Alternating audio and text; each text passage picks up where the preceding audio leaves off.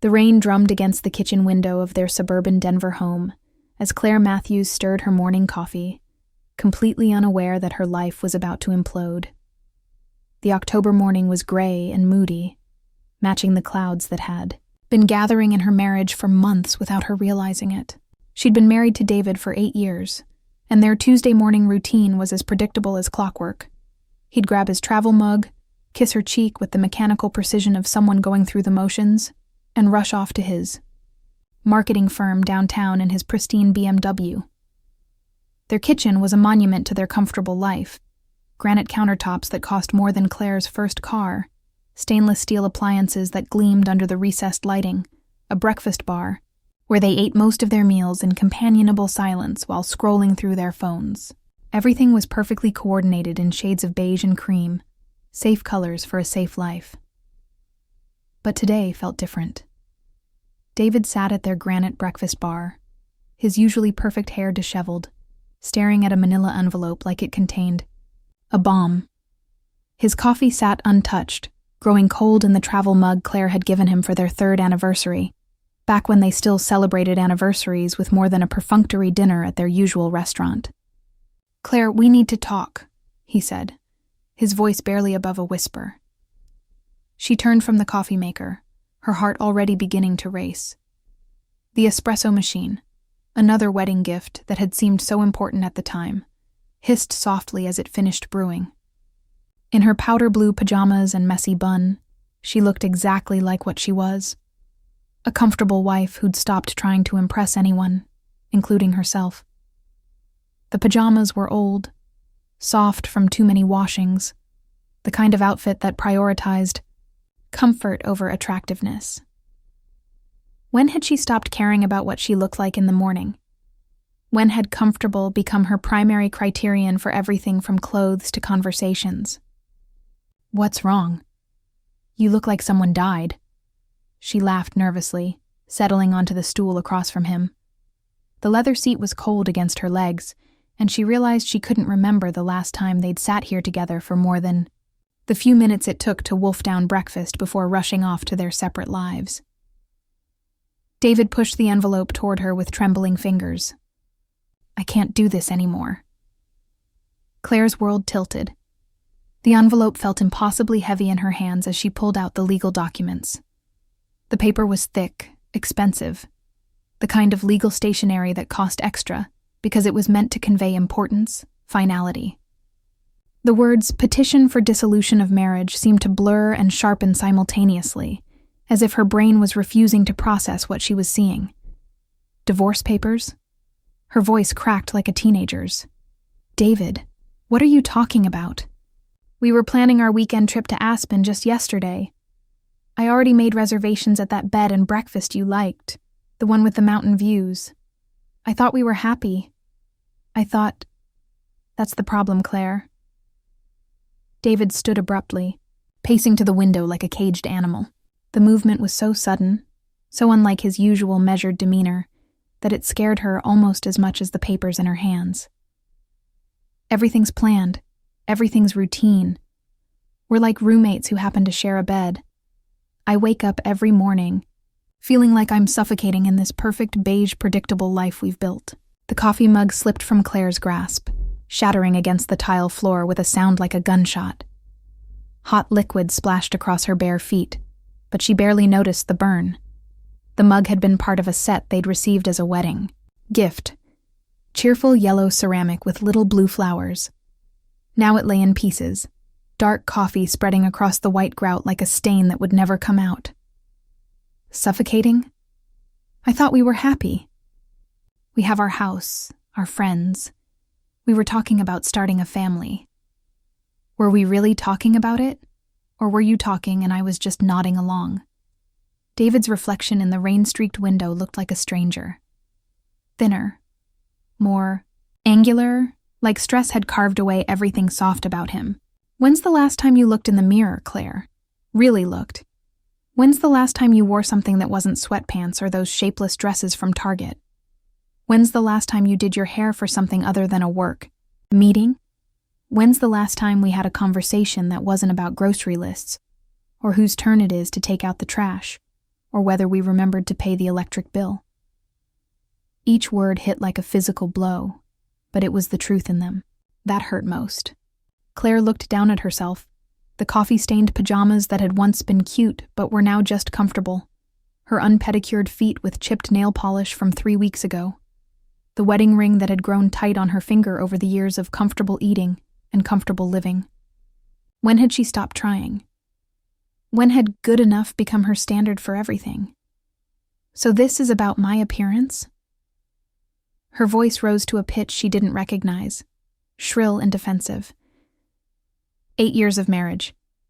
And you're leaving me because I'm not some Instagram model with perfect abs and perfect hair, because I don't spend 2 hours getting ready every morning anymore. It's not just about looks, Claire. It's about us. About who we've become, or who we've stopped being. David finally turned to face her, his eyes red-rimmed with exhaustion that looked like it went bone deep.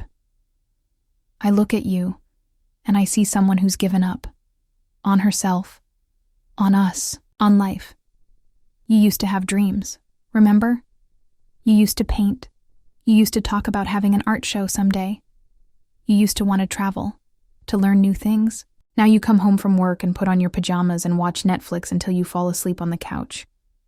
And maybe I have too. Maybe we both have. The accusation stung, because it was true. Claire tried to remember the last time she'd felt excited, about anything. The last time she'd pursued something just because it brought her joy. The art supplies in the spare bedroom had been gathering dust for 2 years.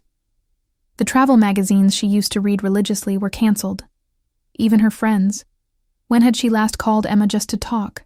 Not just to complain about work or make obligatory plans they'd probably cancel anyway? But we can fix this. Claire scrambled around the breakfast bar, stepping over the broken mug, her bare feet slipping slightly on the wet tile. We can go to counseling. We can take that trip to Europe we always talked about. We can join that couple's cooking class Jenny mentioned. I can lose weight. I can start dressing up again. I can be better. I've already tried, Claire. I've been trying for months. David's voice grew steadier with each word, like he'd rehearsed this conversation in his head 100 times. Suggesting date nights you'd cancel for another episode of whatever show you were binge-watching. Inviting you to the gym, which you'd decline for another glass of wine and another night on the couch. Asking if you wanted to go hiking or skiing or try that new restaurant downtown. And you'd always have some excuse about being tired or too busy or having too much work to catch up on. I even booked us a weekend at that spa in Vail for our anniversary. Remember? The one with the couples massage and the mountain views? You said you were too tired to enjoy it properly, that we should save our money. The memory hit her like ice water. She had been too tired. Too comfortable in her routine of work, couch, wine, sleep, repeat. The spa weekend had seemed like too much effort. Too much pressure to be romantic and spontaneous, when all she'd wanted was to stay home in her comfortable clothes and comfortable life. I didn't realize, she whispered. But even as she said it, she knew it wasn't entirely true. There had been signs. David suggesting things less and less frequently, the way he'd stopped trying to engage her in conversations about anything meaningful, the way their physical intimacy had dwindled to perfunctory goodnight kisses and obligatory holiday sex. She'd told herself it was normal, that all marriages went through phases, that they were just comfortable with each other. The papers are already filed, David continued, grabbing his jacket from the back of his chair with movements that looked practiced. Final. I'm staying at Marcus's place until we figure out the logistics. The spare bedroom has that pull-out couch, and honestly, we've been sleeping more like roommates than spouses for months anyway. I'll pick up some clothes tomorrow when you're at work. I don't want to make this harder than it has to be. David, please. But she was talking to his back as he moved toward the front door with the decisive step of someone who'd already mentally left. I'm sorry, Claire. I really am. But I can't pretend anymore that we're the people we were when we fell in love.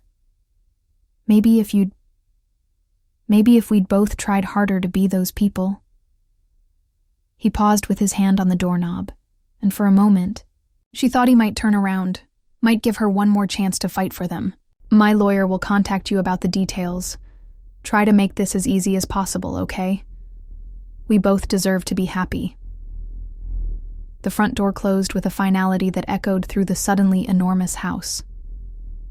Claire stood in her kitchen, surrounded by the debris of her morning coffee and her marriage, watching through the window as David's BMW disappeared into the gray Denver morning. For exactly 3 minutes she stood there in shock, watching through the rain-streaked window as David's BMW disappeared into the gray Denver morning, its taillights blinking once at the stop sign, before vanishing around the corner like he'd never existed at all. The house felt enormous around her, every sound amplified. The hum of the refrigerator, the tick of the antique clock they'd bought on their honeymoon, the drip of coffee still falling from the machine. Then the tears came. Ugly, body-shaking sobs that seemed to pull everything out of her at once. 8 years of marriage, of shared dreams and inside jokes and quiet Sunday mornings, reduced to legal documents and logistics. She slid down the kitchen cabinet to the floor, her back against the cool wood, and cried until her throat was raw, and her eyes felt like sandpaper. But somewhere between the third and fourth wave of tears, something shifted. She looked at the divorce papers scattered on the floor, mixed with coffee and broken ceramic, and felt something she hadn't experienced in years, a spark of defiance. Not the passive-aggressive defiance of someone who felt wronged, but the fierce, clean defiance of someone who was tired of being underestimated. Maybe David was right. Maybe she had given up on herself, on them, on life. Maybe she had become someone forgettable, someone ordinary, someone who chose comfortable over extraordinary every single time. But that woman, that tired, settled, comfortable woman, wasn't who she really was. That was just who she'd allowed herself to become. "Fine," she whispered to the empty kitchen, her voice hoarse but gaining strength with each word. "You want to see who I really am? You're going to see exactly who Claire Matthews can become. And you're going to regret every single word you just said." She picked up her phone with shaking hands and scrolled through her contacts until she found her sister Emma's number. Emma, who had reinvented herself after her own divorce 3 years ago. Emma, who had gone from devastated to thriving, who had shown everyone, including their mother, that sometimes the best thing that could happen to a woman was being forced to remember who she was before she became half of a couple. "Em, it's me. David left me. He served me with divorce papers this morning." She paused, wiping her nose on her pajama sleeve. "No, don't come over. I need you to do something else for me. I need the name of that therapist you went to after your divorce, and that personal trainer friend of yours, the scary one who made you cry but also made you look incredible." Emma's voice was barely audible through the phone's speaker, but Claire could hear the concern and something else. Hope? "I'm done being the woman who gave up on herself," Claire continued, her voice growing stronger. "If David thinks he's leaving, behind some pathetic version of me, he's about to learn exactly how wrong he is." She hung up the phone and looked around her kitchen, their kitchen, with new eyes. The beige walls, the safe granite countertops, the refrigerator covered with takeout menus and grocery coupons. Everything about this space screamed settled and comfortable and given up. Not anymore. Claire stood up, her bare feet crunching on ceramic shards, and walked to the bathroom mirror. The woman staring back at her was a stranger, puffy from crying, hair unwashed, wearing clothes she'd owned since college. But behind the tears and the mess, she could see something David had missed. She could see potential. "Day 1, she said, to her reflection. "Let's see what you're really made of." 3 months later, Claire's life had a rhythm that would have been unrecognizable to her former self. Her alarm buzzed at 5:30 a.m. sharp, not because she had to, but because she wanted to. The woman who used to hit snooze 4 times and drag herself out of bed with the enthusiasm of someone facing a root canal now practically leaped out of bed, eager to start another day of becoming. The October Denver morning was crisp and clear, the kind of autumn day that made the mountains visible in the distance like a promise of adventure. She laced up her running shoes on the front porch of the house that was now entirely hers. David had been surprisingly generous in the settlement negotiations, maybe out of guilt, maybe out of genuine desire to help her start fresh, or maybe just because he wanted to get the whole thing over with as quickly as possible. Either way, she'd kept the house and felt more at home in it than she had in years. The porch itself was different now. Gone were the safe, neutral planters with their predictable seasonal displays of mums and miniature pumpkins. In their place were vibrant containers filled with late-blooming dahlias and deep purples and bright oranges, flowers that demanded attention, that refused to blend into the background. Claire had planted them herself, getting dirt under her newly manicured nails and not caring one bit. "Morning, Claire." Mrs. Henderson waved from her own porch across the street, her coffee mug steaming in the cool air. "You're looking wonderful as always. That color is gorgeous on you." Claire grinned and waved back, looking down at her fitted, running top in a bold coral shade that the old Claire never would have chosen. 6 months ago, Mrs. Henderson barely acknowledged her existence beyond a polite nod when they happened to check their mail at the same time. Now their 70-year-old neighbor made it a point to comment on Claire's transformation every few days. It wasn't just politeness. Claire could see the genuine admiration in the older woman's eyes, and something else too. Hope, maybe. As if Claire's transformation was proof that it was never too late to become someone new. The first mile of her run took her through their quiet neighborhood of craftsman homes and mature oak trees, their leaves just beginning to turn the deep golds and reds that made Denver autumns famous. Her breathing was steady, controlled. Nothing like those first horrible weeks when she could barely make it to the corner without gasping like a fish out of water. Her legs, which had once felt heavy and awkward, now moved with a fluid grace. That still surprised her. Jake, her personal trainer, had warned her that the beginning would be brutal. "Your body's going to hate you before it loves you," he'd said during their first session at the gym, his arms crossed over a chest that looked like it was carved from granite. Jake was Emma's friend from CrossFit, a former Marine with arms, like tree trunks, and the motivational style of a drill sergeant who actually cared about his recruits. His gym was nothing like the fancy country club fitness center where Claire had once held a membership she never used. This place was raw, honest, filled with the sound of weights hitting the floor and people pushing themselves past their limits. But if you trust the process and don't quit on yourself, you're going to be amazed at what you're capable of. Trust the process. Those 3 words had become Claire's mantra during the darkest moments of the past few months.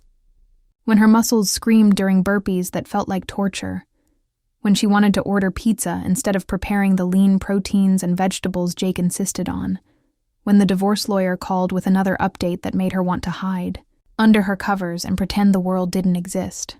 Trust the process. The phrase was written on a sticky note attached to her bathroom mirror, programmed as the screensaver on her phone, and had become her automatic response to any voice in her head that suggested giving up was easier than growing up. As she rounded the corner onto the main road that led to the park, Claire caught her reflection in a storefront window and did a double take. The woman running past in black leggings and a fitted athletic top bore almost no resemblance to the person who'd been served divorce papers in her kitchen. 30 pounds lighter, with defined shoulders and arms that had never existed before, she moved with a confidence that seemed to radiate from somewhere deep inside. Her posture was different too. Shoulders back, head high, taking up space in the world instead of trying to minimize her presence. But the physical changes were just the beginning. The real transformation was harder to see but impossible to miss. The way she made eye contact with strangers instead of looking at the ground. The way she spoke up in conversations instead of deferring to everyone else's opinions. The way she'd learned to take compliments without immediately deflecting them or explaining them away. "Claire, you're early." Dr. Sarah Martinez looked up from her notes as Claire knocked on the open door of her therapy office. The space was warm and inviting. Nothing like the sterile psychiatrist offices from movies. Soft lighting filtered through gauze curtains, Comfortable chairs that actually looked comfortable were arranged around a low table topped with a small, succulent garden, and plants seemed to grow from every available surface, making the room feel more like having coffee with a wise friend than attending a therapy session. Dr. Martinez was in her 40s, with silver threading through her dark hair, and the kind of laugh lines that suggested she'd found plenty of reasons to be happy in her life. She had a way of listening that made you feel like the most interesting person in the world, and a gift for asking questions that opened doors you didn't even know existed. I finished my run with 20 minutes to spare. Claire settled into her usual chair, the blue velvet one by the window that looked out onto a small garden where hummingbirds came to feed. She was still glowing from the endorphins, that natural high that had become as addictive as any drug. I think I'm actually getting addicted to exercise. Is that a thing? Dr. Martinez laughed, the sound warm and genuine. It's definitely a thing, and it's one of the healthier addictions to develop. How are you feeling about everything this week? This was their routine. Every Thursday at 10 a.m. for the past 3 months, rain or shine, good week or challenging week. At first, Claire had resisted Emma's suggestion to see a therapist. Therapy felt like admitting failure, like broadcasting to the world that she couldn't handle her own problems. It felt like something weak people did, something that meant you were broken beyond your own ability to fix yourself. But Dr. Martinez had a way of making the hard conversations feel natural, even liberating. She never made Claire feel pathetic or damaged. Instead, she made her feel like someone worth understanding, someone whose feelings and experiences mattered. I'm starting to understand something that's probably going to sound obvious to you, Claire said, tucking one leg under, herself in the chair that had become as familiar as her own couch. For years, I thought David fell out of love with me because I gained weight, or stopped wearing makeup every day, or stopped trying to be the woman he married. But talking to you these past few months, I'm realizing that I fell out of love with myself first, way before he did. Maybe years before he did. Tell me more about that. Dr. Martinez leaned forward slightly, the way she did when Claire was approaching something important, something that might unlock a door that had been closed for too long. I think I started disappearing long before David noticed I was gone. I stopped having opinions about anything that mattered because it was easier to just agree with whatever he wanted. I stopped pursuing things that excited me because they seemed frivolous compared to being a good wife, keeping a perfect house, advancing in my career. Remember how I used to paint? I had that whole art studio set up in the spare bedroom, an easel by the window, canvases stacked against the wall, more tubes of paint than I could use in a lifetime, and I just let it collect dust. I chose the safe job at the insurance company, instead of freelancing as a graphic designer like I'd always dreamed. I chose the safe social circle of other couples who never talked about anything deeper than vacation plans and home renovations. I chose the safe version of myself, the one who never rocked the boat or demanded too much attention or asked for anything that might be inconvenient for other people. Dr. Martinez nodded thoughtfully. That's a significant insight. How does it feel to recognize that pattern? Liberating, actually, and terrifying. Claire twisted her wedding ring. She still wore it, though she wasn't sure why. Because if I'm the one who disappeared, then I'm the one who has to decide who I want to become. No one else can do that for me. And who is that? Who do you want to become? Claire was quiet for a long moment, staring out the window at the Denver skyline. I want to be the woman who scares herself a little bit every day. The woman who says yes to things that make her nervous. The woman who takes up space in the world instead of apologizing for existing in it. After therapy, Claire stopped by the K art supply store, something she never would have done 6 months ago, when art felt like a luxury she couldn't justify. A hobby that took time away from more important things like keeping the house perfect and advancing her career and being available for whatever David might need. The smell of paints and canvas hit her like a wave of nostalgia so strong, it almost brought tears to her eyes. She'd forgotten how much she loved this place, how the possibility of creation used to make her feel electric with anticipation. like she was standing at the edge of infinite possibilities. The store was exactly as she remembered. Narrow aisles packed floor to ceiling with every conceivable art supply, the walls covered with examples of what was possible when someone had the courage to put brush to canvas, oil paintings that seemed to glow from within, watercolors that captured light like trapped sunshine, abstract pieces that made her heart race with their bold use of color and form. "Can I help you find anything?" A young employee with paint-stained fingers and the kind of easy smile that suggested she loved her job approached Claire with genuine enthusiasm. She was probably 22, with purple streaks in her hair and the confidence of someone who had never learned to apologize for taking up space in the world.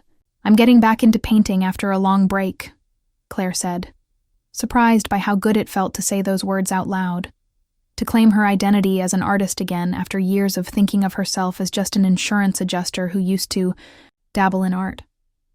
"A really long break. I need to restock basically everything." "How long of a break are we talking?"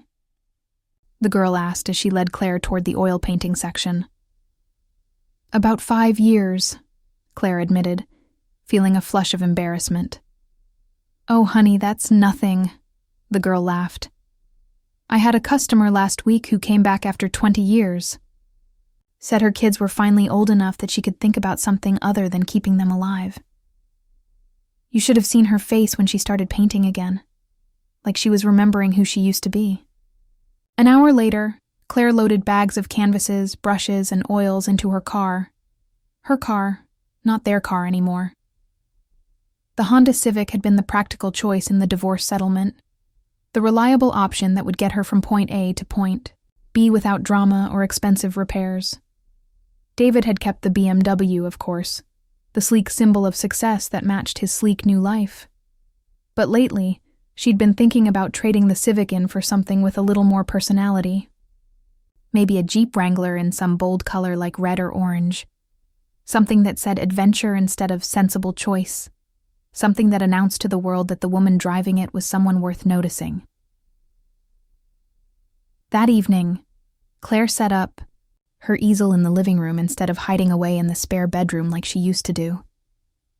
If she was going to paint again, she was going to do it boldly, visibly, unapologetically. The living room had been transformed too. Gone were the beige walls and safe decorating choices.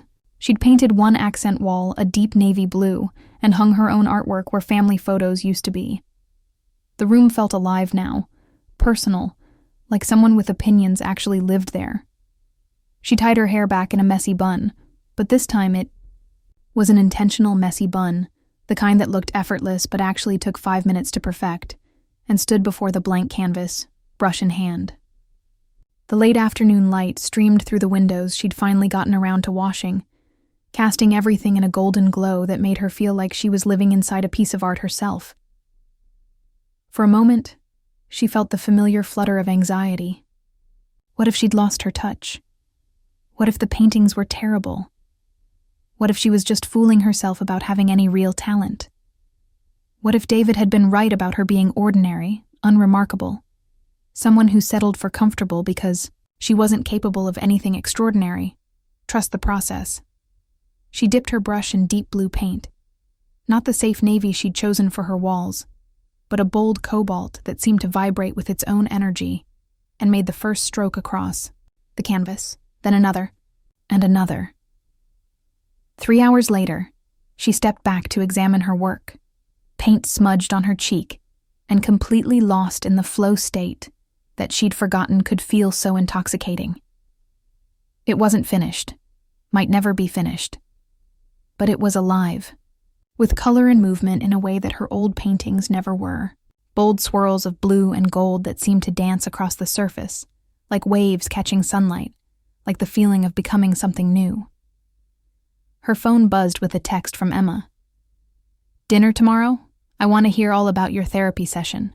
And Jake says you're deadlifting more than he is now, which is both inspiring and slightly terrifying.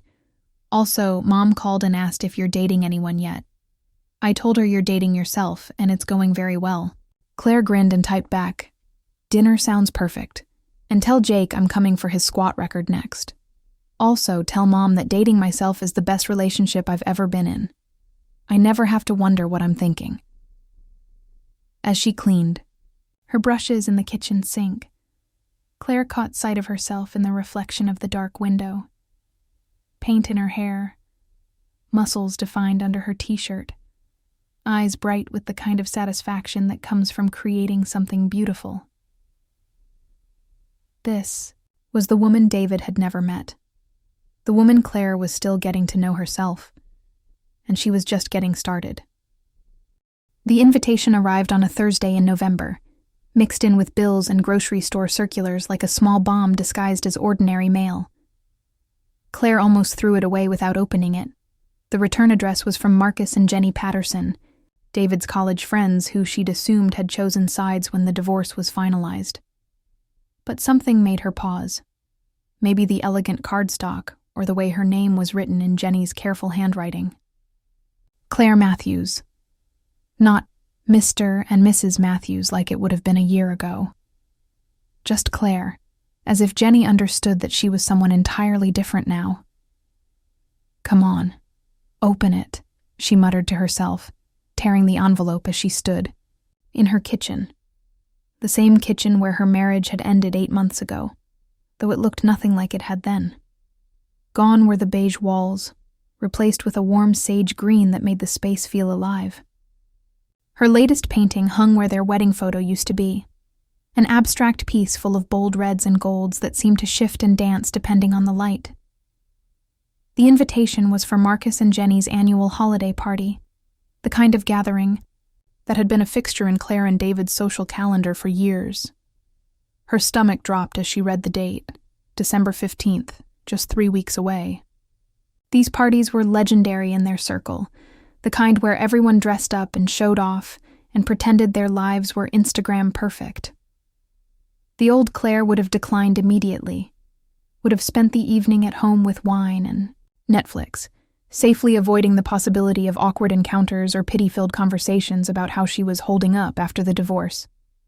She would have convinced herself that she was being mature and dignified by staying away, that showing up would be desperate or attention-seeking. But as she looked at the invitation, reading Jenny's carefully worded note on the back, "Claire, I hope you'll come. It wouldn't be the same without you." She felt that familiar spark of defiance that had carried her through the last 8 months. The old Claire had been someone who happened to things. This new Claire was someone who made things happen. She grabbed her phone and called Emma, not bothering with pleasantries when her sister answered on the second ring. "They invited me to Marcus and Jenny's party," she announced without preamble. "The fancy holiday party? The one where everyone acts like they're in a Real Housewives episode and Jenny spends 3 months planning the menu?" Emma's voice carried the slight echo that meant she was on speaker, probably getting ready for work in her downtown loft that was everything Claire's suburban house wasn't. Bold, modern, unapologetically urban. That's the one. Claire sank onto her living room couch, the one she'd reupholstered in a rich jewel-toned velvet that David would have called impractical. But that made her feel like she was living in a magazine spread. Emma was quiet for a moment, and Claire could practically hear the wheels turning. Her sister had always been the strategic one, the one who thought 3 moves ahead in every situation. "Are you going to go?" "I think I am." Claire surprised herself with the certainty. In her voice, the lack of hesitation. "I think I need to go." "Won't David be there?" With Emma's voice trailed off delicately, the way it always did when she was trying not to say something that might hurt. "With Ashley, yes. I'm sure he will be." Claire had heard through mutual friends that David was dating someone from his office. 26-year-old marketing coordinator with perfect teeth, a yoga instructor's body, and an Instagram full of motivational quotes superimposed over pictures of her doing warrior poses at sunrise. The old Claire had spent several miserable evenings scrolling through Ashley's social media, comparing her soft curves to Ashley's athletic angles, her laugh lines to Ashley's smooth forehead, her comfortable life to Ashley's carefully curated adventures. But that was months ago, before Dr. Martinez had helped her understand that comparison was just another form of self-abandonment. "I need to see them," Claire continued. "Not because I want David back, but because I need to prove to myself that I can stand in the same room as the life I used to have and feel okay. Maybe more than okay. What are you going to wear?" Emma asked, and Claire could hear the excitement creeping into her voice. Her sister lived for these moments of dramatic reinvention. "I have no idea. Everything in my closet is either from my married life or from my gym bag. I don't think I own anything that says devastating divorcee who's thriving. Emergency shopping trip. This weekend. I'm calling Melissa too. She has the best eye for this kind of thing." Melissa was Emma's college roommate, now a fashion stylist, in Los Angeles, who'd built a career helping people transform their image for red carpet events and life transitions. If anyone could help Claire navigate the complex psychology of post-divorce party attire, it was Melissa. The shopping expedition turned into a full-day affair that started at Cherry Creek Mall and ended at a boutique in the Highlands that Claire never would have entered in her previous life. The store was the kind of place where everything was displayed like art, where the sales associates looked like they belonged in fashion magazines, and where the price tags made Claire's eyes water even though she could afford them now. The divorce settlement had been generous, and her own savings account was healthier than it had been in years thanks to not spending money on couples' dinners and weekend getaways that never happened. "We need to start from the ground up," Melissa announced as they entered the boutique, her expert eye already scanning the racks with the intensity of a general surveying a battlefield. "Undergarments first. Proper foundation garments can change your entire silhouette. Then we'll work our way up to the statement piece." For the next 3 hours, Claire found herself in and out of fitting rooms, trying on combinations she never would have considered. Melissa had an uncanny ability to pull pieces that looked terrible on the hanger, but transformed completely once they were on a body. Asymmetrical cuts that highlighted Claire's new waistline, bold patterns that brought out the auburn in her hair, textures that begged to be touched. "Try this." Melissa held up a midnight blue dress that seemed to shimmer with its own internal light, the fabric catching and reflecting the boutique's carefully designed lighting in ways that made it appear almost alive. "It's sophisticated, but sexy, confident but not trying too hard. And this color, it's going to make your eyes look like emeralds." Claire emerged from the dressing room and barely recognized herself in the three-way mirror.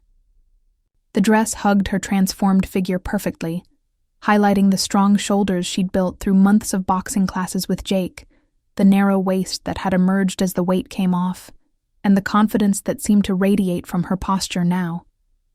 The neckline was daring without being inappropriate, the length was elegant without being conservative, and the way the fabric moved when she walked made her feel like she was floating. "Holy shit," Emma breathed, her hands flying to her mouth. "Claire, you look like you should be on a magazine cover. Like you should be walking into premieres and charity galas and making everyone else feel underdressed. Like someone who could walk into any room and own it," Melissa finished, circling Claire like a sculptor admiring her work. "This is the one. This is absolutely, definitely, without question the one." But it was more than just the dress, and all three women knew it. The real transformation was in how Claire carried herself now. The way she stood with her shoulders back in a way that suggested confidence rather than apology. The way she looked directly at herself in the mirror instead of finding flaws to focus on. The way she took up space when she walked instead of trying to make herself smaller and less noticeable. But it was more than just the dress. Over the past months, Claire had learned to carry herself differently. She stood taller, her shoulders back in a way that suggested confidence rather than apology. She took up more space when she walked, made eye contact without flinching away, spoke up in conversations instead of waiting for permission to have an opinion. The woman in the mirror wasn't just thinner or more fashionable. She was fundamentally changed from the inside out, like someone had adjusted the brightness and contrast settings on her entire existence. "We need to talk about shoes," Melissa said, kneeling down to examine Claire's feet with the seriousness of a scientist studying a new species. "And jewelry, and a bag. This dress is gorgeous, but accessories are what turn an outfit into a statement." 2 hours later, They had assembled what Emma dramatically called the revenge look, though Claire preferred to think of it as the I'm thriving look. The midnight blue dress was paired with silver heels that added 3 inches to her height and made her legs look like they went on forever. Delicate diamond earrings that caught the light every time she moved her head, and a small clutch in metallic silver that coordinated without being too matchy-matchy. "You look like you should be on a red carpet," the saleswoman said, as Claire examined herself in the boutique's 3-way mirror. "Are you going somewhere special?" "I'm going to see my ex-husband," Claire said, surprising herself with how matter-of-fact she sounded. "For the first time since our divorce." "Oh, honey." The woman's eyes widened. "He's going to regret every decision he's ever made." The night of the party, Claire spent an hour getting ready, taking her time with her makeup and hair in a way she hadn't done in years. She'd learned to see these rituals not as vanity, but as self-care, as ways of honoring the body that had carried her through her transformation and the mind that had done the harder work of changing how she thought about herself. Her hair fell in loose waves past her shoulders. She'd grown it out and had it professionally colored to a rich auburn that brought out the green in her eyes and made her skin look luminous. The color had been Emma's idea, a dramatic change from the mousy brown she'd worn for years because it was practical and didn't show roots. Now she looked in the mirror and saw someone who made bold choices, someone who wasn't afraid to be noticed. Her makeup was subtle but striking, emphasizing features that seemed sharper and more defined than they'd been 8 months ago. Not just because of the weight loss, but because of the way she held her face now. More confident, more present, like someone who expected to be looked at and listened to. As she slipped into the midnight blue dress and her new heels, Claire felt like she was putting on armor. Not to protect herself from the world, but to announce to the world exactly who she'd become. The Pattersons' house was already full when she arrived, warm golden light spilling from every window onto the snow-covered lawn like something out of a holiday movie. She could hear laughter and music from inside, the familiar sounds of the social circle she'd once been part of, but had felt increasingly disconnected from even before the divorce. Cars lined the circular driveway and spilled onto the street, BMWs and Mercedes and the occasional Tesla, the vehicles of Denver's professional class showing off their success even in the way they parked. Claire paused at the front door, her hand hovering over the brass knocker that was polished to a mirror shine, and took a deep breath of the cold December air.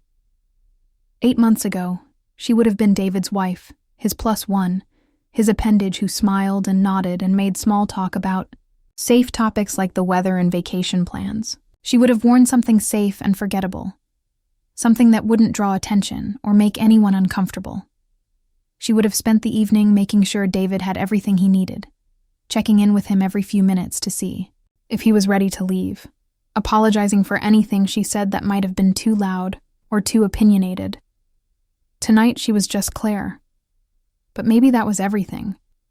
Maybe that was more than she'd ever been before. She knocked, the sound echoing in the crisp night air. Jenny Patterson opened the door and actually gasped, her perfectly manicured hand flying to her throat in a gesture of genuine surprise. Jenny was one of those women who always looked effortlessly put together, the kind who could throw on jeans and a sweater and somehow look like she'd stepped out of a catalog. Tonight she was wearing a black cocktail dress that probably cost more than Claire's monthly mortgage payment, her blonde hair styled in the kind of casual updo that took a professional an hour to achieve. "Claire? Oh my God, you look..." She seemed to struggle for words, her eyes taking in everything from Claire's hair to her shoes to the confident way she carried herself. "You look absolutely incredible, stunning. I mean, you were always beautiful, but this is... wow." "Thank you for inviting me," Claire said, stepping into the warmth of the house and immediately being hit with the sense of expensive perfume, fresh flowers, and whatever elaborate appetizers Jenny had spent weeks planning. "I wasn't sure if... it would be weird with everything that's happened, but..." "Don't be ridiculous. Your family, divorce or no divorce. David's an idiot if he doesn't realize what he threw away." Jenny lowered her voice conspiratorially. "Marcus," she called to her husband across the crowded living room, her voice bright and excited. "Look who's here." Claire had forgotten how these parties worked. The immediate swarm of people wanting to air kiss and catch up.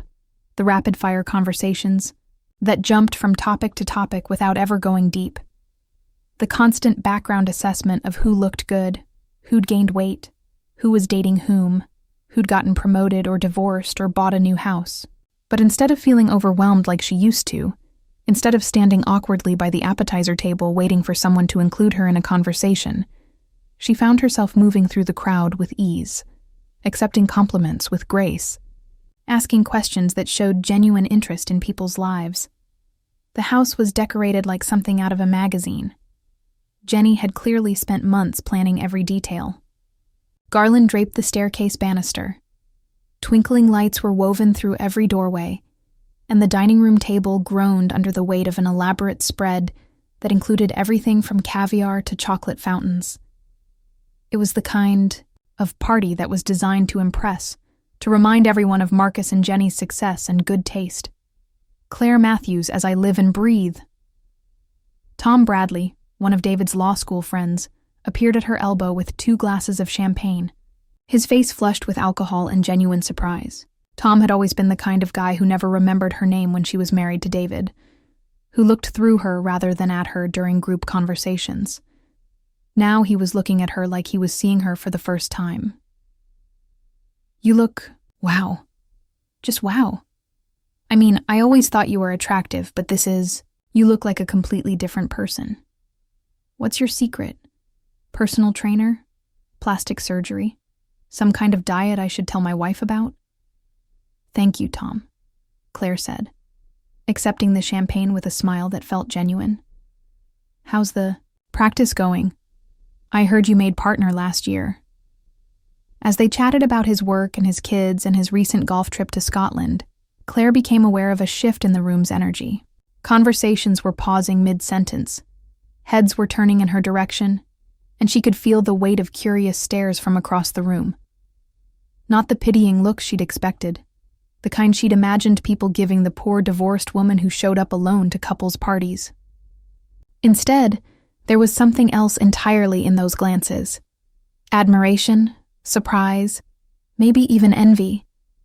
She was becoming the story people would tell tomorrow, the conversation topic that would dominate brunch dates and phone calls. "Did you see Claire Matthews at Jenny's party?" I couldn't believe it was the same person. And then she saw him.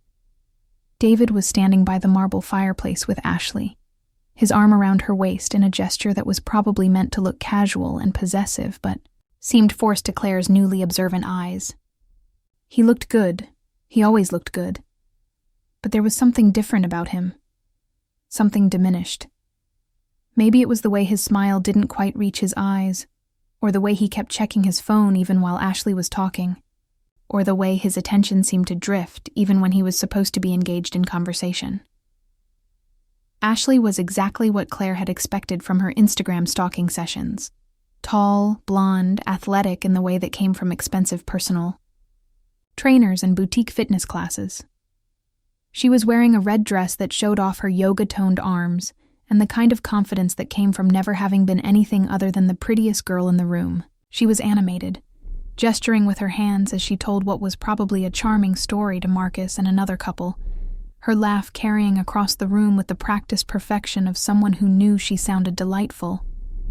But there was something brittle about her energy, something that reminded Claire of the way she herself used to perform happiness when things weren't quite right. The way Ashley kept touching David's arm, the way she positioned herself so that his attention had to focus on her, the way she seemed to be working just a little too hard to prove how perfect they were together. When their eyes met across the room, David's champagne glass actually stopped halfway to his lips, suspended in midair like time had frozen. For a moment, his carefully constructed composure cracked completely, and Claire saw something she recognized: regret. Not just surprise at her transformation, but the deep bone-level regret of someone who was realizing exactly what he'd walked away from. Claire smiled. Not the nervous, apologetic smile she would have given him months ago, the one that said, Please don't be angry with me for existing. Instead, she gave him a confident, serene expression that said, "Yes, it's me. And yes, I'm doing just fine. Better than fine, actually." She turned back to Tom, who was still talking about his latest case, and gave him her full attention with the kind of presence that made people feel like they were the most interesting person in the world. But she could feel David's stare like heat on her skin, could sense the way his conversation with Ashley had faltered, the way he was probably making excuses to extract himself from whatever story she was telling. The evening was just beginning.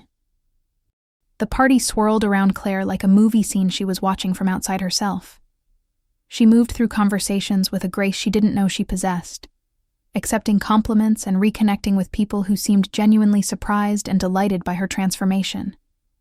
But she was constantly aware of David's presence across the room, the way his attention kept drifting away from Ashley's animated stories to track Claire's movements through the crowd. "You have to tell me your secret," Linda Morrison, Jenny's sister, grabbed Claire's arm as she passed by the appetizer table. "I've been trying to lose weight for 3 years, and you look like you've discovered the fountain of youth." "There's no secret," Claire laughed, popping a piece of brie into her mouth without the guilt that would have consumed her 8 months ago. "Just a lot of therapy, a really mean personal trainer, and deciding I was worth the effort. But seriously, what's your routine? What diet are you on?" Claire almost launched into the specifics. The 5 a.m. runs, the weight training, the meal prep, the complete overhaul of her relationship with food and exercise. But she caught herself, recognizing the familiar hunger in Linda's eyes, the desperate hope that there was some magic formula that could transform a life without the hard work of actually transforming it. "The routine isn't really the point," she said gently. "The routine is just what you do after you decide you're not going to keep living your life on pause." Linda looked puzzled, clearly expecting a recommendation for a specific workout program or diet plan, but Claire was distracted by movement in her peripheral vision. David was walking toward her, leaving Ashley by the fireplace looking momentarily abandoned. "Claire."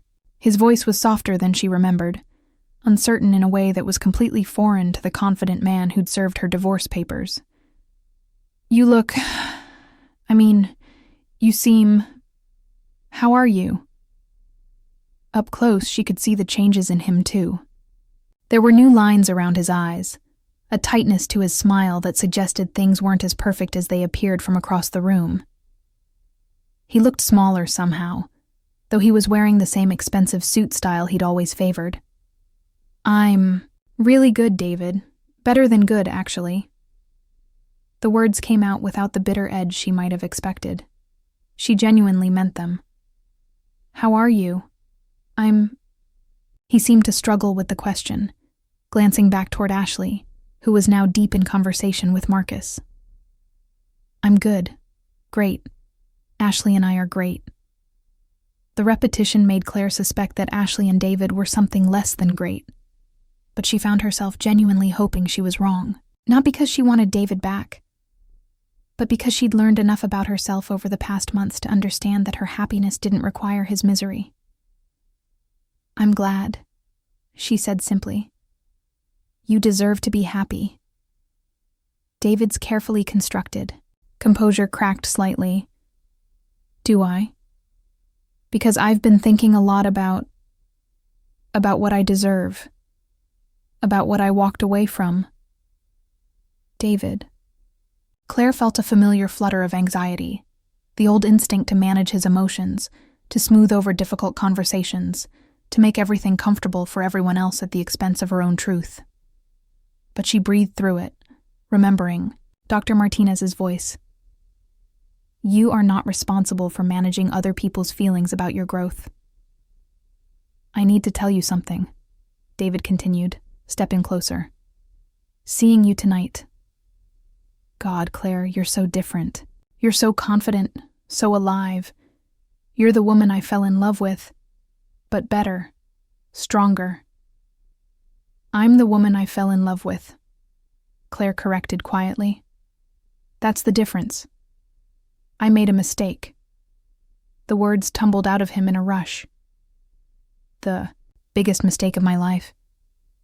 I thought I wanted something new, something exciting. But what I really wanted was the old us back. The US we used to be before we got comfortable and stopped trying. Claire looked at him, really looked at him, and felt something unexpected, compassion. Not the desperate, clinging compassion of a woman trying to save her marriage, but the clear-eyed compassion of someone who understood exactly how easy it was to lose yourself in the safety of routine. You weren't wrong about us, David. We did. Stop trying. We did disappear into comfort and routine, but you were wrong about the solution. What do you mean? You thought the problem was me. My weight, my appearance, my lack of enthusiasm. You thought if you just traded me in for a newer model, you'd find that excitement again. But the problem was never me specifically. It was that we both stopped growing. We stopped challenging ourselves, stopped being curious about who we could become. David's face went very still. And now you're saying it's too late?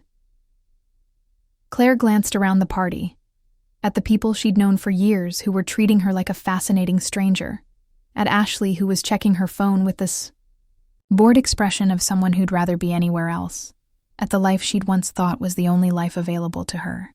I'm saying that 8 months ago, you saw a woman who had given up on herself and decided you didn't want to be married to her anymore. And you were right. I had given up on myself. But instead of asking me to wake up, instead of fighting for us, you just left. I tried to suggest things. The gym, date nights. You suggested things, but you never said, Claire, I'm losing you and it's scaring me. Help me figure out how we find our way back to each other. You never said, I miss who you used to be, but I also want to know who you're becoming. You just got frustrated and found someone who was already the thing you thought you wanted. David was quiet for a long moment, absorbing this. So where does that leave us now? Claire took a sip of her champagne, buying herself time to find the right words. The answer was so clear to her that she was surprised it had taken this long to articulate it. It leaves us here, at Marcus and Jenny's party, as two people who used to be married and who both learned important things about themselves when that marriage ended. It leaves you with Ashley, who I hope is making you happy in all the ways you thought you needed to be happy. And it leaves me. She paused, looking around the room one more time.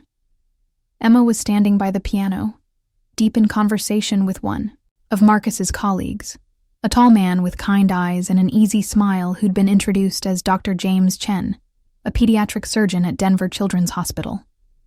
He'd asked Claire about her art earlier, had listened with genuine interest as she described her return to painting, had mentioned that he'd love to see her work sometime if she was comfortable sharing it.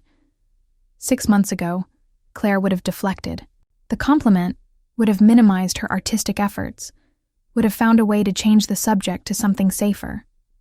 Tonight, she'd given him her card, business card she'd had made with her name and contact information, as if her art was something legitimate, something worth pursuing professionally. It leaves me free to find out who I'm becoming, she finished, and I'm really curious about her. David's face cycled through several emotions: disappointment, resignation, and maybe finally a grudging respect. I waited too long, didn't I? You waited until I didn't need you to choose me anymore, Claire said gently, until I had learned to choose myself. As if summoned by their conversation, Ashley appeared at David's elbow, her smile bright, but her eyes sharp as they assessed Claire. There you are. I was wondering where you'd disappeared to. Ashley, you remember Claire? David said awkwardly. Of course. The ex-wife. Ashley's tone was friendly enough, but there was a proprietary edge to the way she slipped her arm through David's. David's told me so much about you. You look different. Have you been working out? Claire almost laughed at the transparency of it, the sizing up, the subtle territorial marking, the attempt to reduce her transformation to something as simple as a gym membership. A year ago, this interaction would have devastated her, would have sent her into a spiral of comparison and self-doubt. Now, looking at Ashley's artificially whitened smile and David's uncomfortable expression, Claire felt something unexpected. Pity. Not cruel pity, but the genuine sadness of recognizing two people who were trying so hard to convince themselves and everyone else that they were happy. "I have been working out, among other things," Claire replied with genuine warmth. "Ashley, I love your dress. That color is beautiful on you." The compliment clearly caught Ashley off guard. She'd been prepared for competition, not kindness. Her grip on David's arm relaxed slightly. "Thank you," she said, sounding genuinely surprised. "I thank you. I should let you two get back to the party," Claire said. "David, it was really good to see you. I hope—" She paused, searching for the right words. "I hope you find what you're looking for." As she walked away, Claire heard Ashley's voice, sharp with confusion. What did she mean by that? But Claire was already moving toward the piano, toward Emma and Dr. Chen, and the possibility of a conversation that had nothing to do with her past and everything to do with her future. Claire. Emma's face lit up as she approached. "James was just telling me about the art therapy program at the Children's Hospital. I mentioned that you've been painting again. It's really remarkable work," Dr. Chen said, his eyes kind behind wire-rimmed glasses. "We've seen incredible results with kids who've experienced trauma. There's something about creative expression that reaches places traditional therapy sometimes can't touch." "I'd love to hear more about that," Claire said, and meant it. For the first time in years, she was interested in something outside of herself, something that might let her use her hard-won healing to help others. As the conversation flowed around, art and healing and the resilience of children, Claire became aware that the room had shifted around her once again. She was no longer the object of curious stares or whispered speculation about how she was holding up after her divorce. She was no longer the woman people felt sorry for, the one they invited out of obligation or pity. She was just Claire, talking about things that mattered to her with people who found her interesting, not because of her transformation, but because of who she was in the process of becoming. The conversation with Dr. Chen was different from any she'd had in months. Maybe years. He asked thoughtful questions about her artistic process, wanted to know how she chose her subjects and colors, listened with genuine interest when she described the way painting had become a form of meditation for her. He told her about his own attempts at photography, the way he tried to capture moments of joy and hope in the hospital where he spent most of his time surrounded by sick children and worried parents. "There's something about creating beauty in the midst of pain," he said, his dark eyes serious behind his wire-rimmed glasses. "I think that's what draws me to both medicine and photography. The idea that we can take something broken and find a way to make it whole again, or at least beautiful in its brokenness." Claire felt something flutter in her chest. A recognition that had nothing to do with attraction, and everything to do with finding someone who understood something fundamental about the world. Someone who saw beauty and possibility instead of just problems to be solved.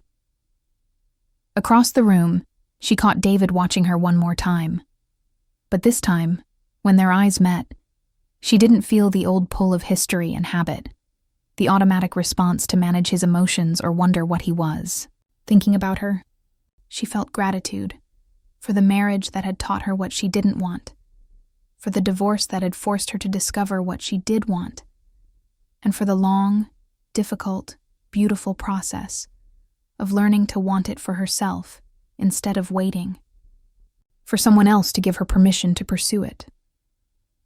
She raised her champagne glass slightly in his direction, not a toast to what they'd had, but an acknowledgement of what they'd both learned by letting it go. A recognition that sometimes the best thing two people can do for each other is to stop trying to be what the other person needs and start becoming who they're meant to be on their own. Then she turned back to her conversation, to her sisters, bright laughter, to Dr. Chen's kind eyes, and interesting questions about art and healing and the way people rebuild themselves after trauma. She turned toward the party that was no longer about her past, but about all the possibilities that stretched out before her, like a blank canvas waiting for bold, fearless strokes of color.